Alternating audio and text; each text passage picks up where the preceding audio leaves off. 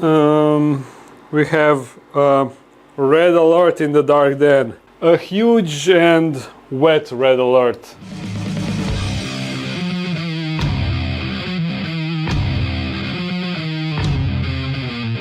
So I just came into dark den, greeted with turned off Junglearium. As you can see, the lights are turned off, and also the lights here are turned off. And I was like, what the hell is happening?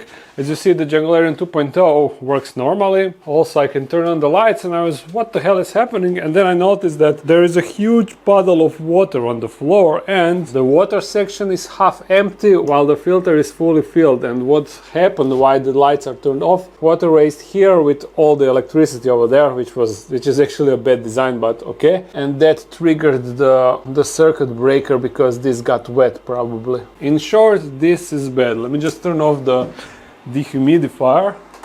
And in the same time, I cannot figure out why. How did the filter fill up with the water if the water is drained from here? Wait a second, I need additional light.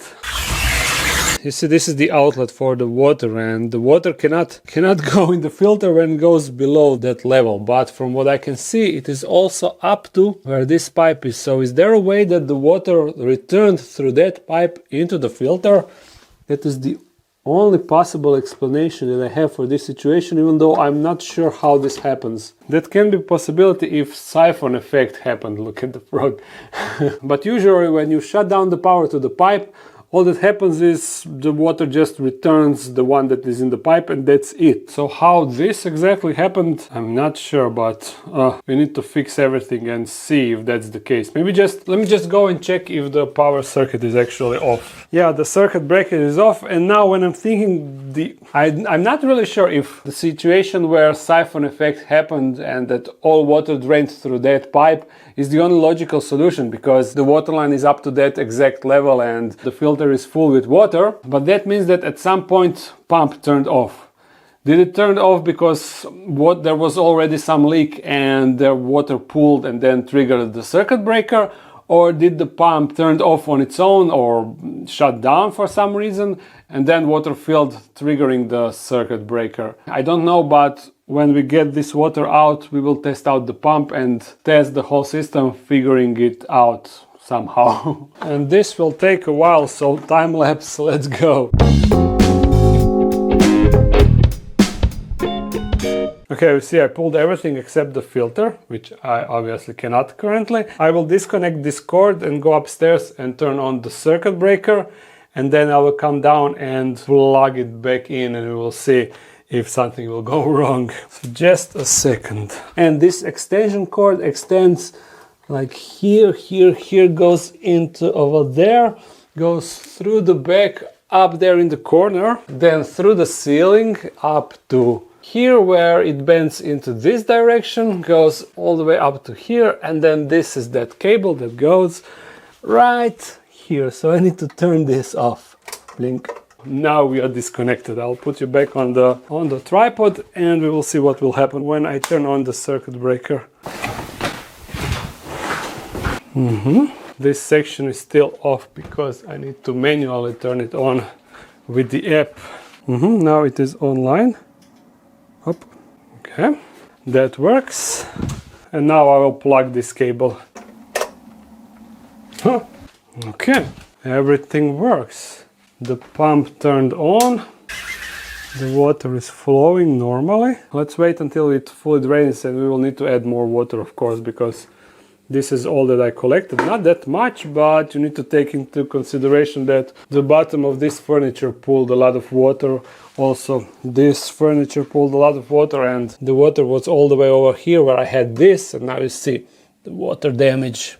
Yeah, this is toast. But why it exactly happened, I still don't have a proper explanation for this. Okay, pump drained all the excess water, but we still need to see how much water. Here is the water line, and it used to be up to here. So yeah, I'll add more water. And look at these curious frogs. Are you wondering what is happening? And look at this one with a bunch of tadpoles on the back. Nice. You're trying to catch that one fly, huh? No, Got it. All of a sudden this turned into a feeding video. Oh, let me grab the water. Few more days until officially 6 weeks passed since my surgery, so I still shouldn't in theory lift kind of heavy stuff, so that's why I was pulling it and I'm using my leg. But we will need more. I don't see any leaks or anything in the corner or whatever, so it definitely seems that my theory is correct. The pump shut down and all the water just siphoned back into the filter, overflowing it and then filling the rest. As I was thinking if the water that filled here could trigger the circuit breaker, I don't think so, because a lot of water cannot pool here. It all drains through this side because this is not closed. And when I think about it, there is no way that the water level was so high in order to reach the wires, or I mean the contacts inside, to trigger the circuit breaker. So it was probably something else that triggered the circuit breaker. I had 2 times oh, now, never mind. I see that this bulb doesn't work. Could this trigger the circuit breaker? Not in theory, but it did blow up, so that must be it. I had a situation where this light got like some sort of short circuit within itself and triggering the circuit breaker, so I was thinking that maybe something like this happened here, but no, every light fixture works except this. So was this the cause for this failure? I sure hope so. Now, since we don't need to fix anything, how will I finish this video? I don't really know. I guess we will do some sort of time jump and then transition into something else, some also shorter theme, so I can make one full video out of this. Because definitely I want to show you this situation, so it potentially doesn't happen to you. What you do not need to do, the thing that you need to avoid, you see I raised the pipe up, so if same thing happens, not entire or half of the Junglearium pool can drain into the filter. Don't make the same mistake like I did. Alright, a couple of days passed. You see there has been some significant progress on the Junglearium, on the new Junglearium, and I figure out the ideal thing that we can do to finish this video. We need to deal with one tarantula, and I've been postponing it for months and months and months, but now we'll finally do it. In this dark then acrylic enclosure available on the webshop, or actually not, these are out of stock. I only have the front opening arboreal version in stock, while these will be restocked in like a month. Anyway, inside there's a tarantula that has been too big, way too big for this enclosure for quite a while, but I wanted it to combine this rehouse with some other rehouse, but there wasn't just anything that would logically fit into this rehousing theme. Inside there is a Chilobrachys, and now when you are looking at her, she may not seem too big, but trust me, if she stops here on top and spreads, she is basically from one side to the other side. Not basically, she actually is from one side to the other side, but thankfully they also use the vertical space for them. So if you add that vertical space together with the horizontal space, then the situation is not that desperate. But if I try to lure her, beep, beep, beep. So she comes out. We will now quickly see how big she actually is. You see, one leg is from this side, and yeah, she's definitely more than ready for the rehouse. Look at the blue tint on the inside of her leg. This is the Chilobrachys species Saraburi, but it really looks like Vietnam blue, although her legs on the front side looks also bluish, and I don't think that Vietnam blue got that. So I would say that this is probably the biggest visual distinction. They are almost like electric blue, right?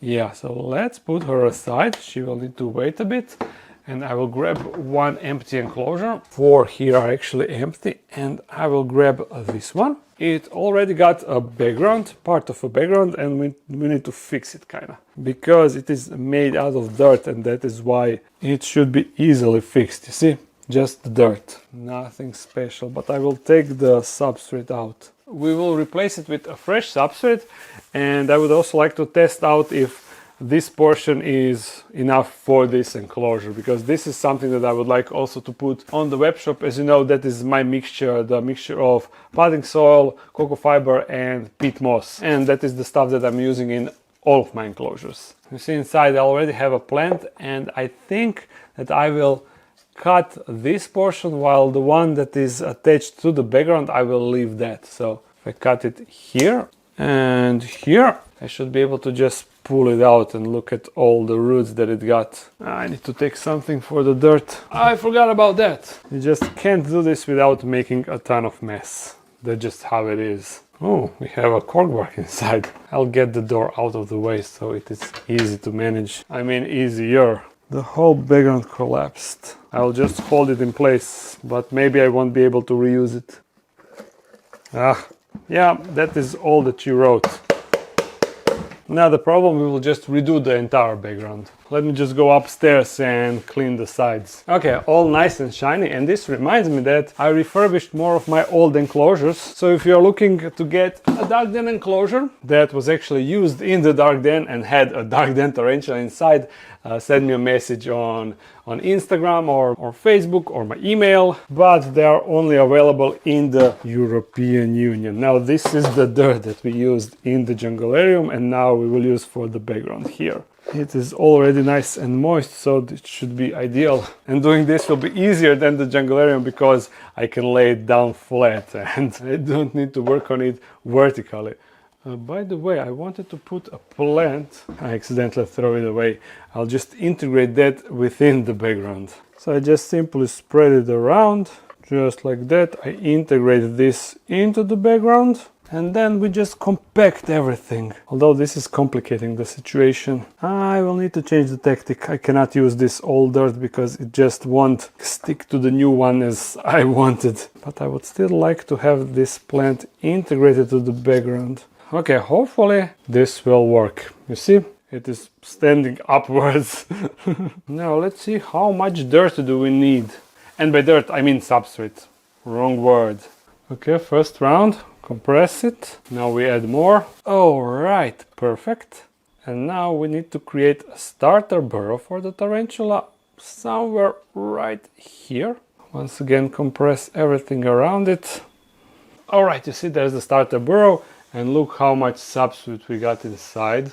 The entire enclosure is more than completely filled with the substrate. I mean, I could do a bigger hill on this side, but it is really not necessary. So this dosage is definitely more than enough for enclosure like this, arboreal enclosure like this, and 2 of these should be enough for the bigger enclosure. But while I plan to have it available on the web shop, it is not something that is coming soon. I still need to see how much the individual materials cost and how I can mix everything in bulk and all that other stuff. I just wanted to see the dosage of that particular bag. I will add the leaf litter, but keep in mind that Chilobrachys tarantulas, they like to web a lot, so leaf litter is really not that important. But what is important, anchoring points, they are really important.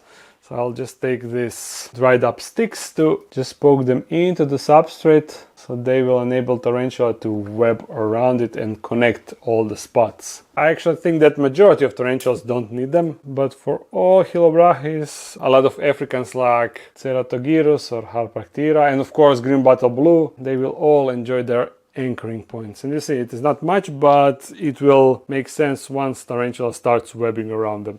And I think that the plant won't survive, so that's why I took this in really shitty condition. And now, last but not least, we need the special secret ingredient, and that is the dark dense sand for the texture, now available on the web shop. And this is the actual sand that I'm using in all of my enclosures, in all of my videos. It is this sand that I personally collected like 20-ish miles, or should I say 20-ish kilometers away from my home. So if you want to add a little bit of texture to your enclosures, if you want to have a part of Croatia in your enclosures, or you just want to have it on the shelf, order yours today. Available on the web shop. Link is in the description. And believe it or not, the sand for the texture actually makes new enclosure look even better. You see, I didn't took a proper before shot so you can see the difference, but I can probably get something so you can compare before and after.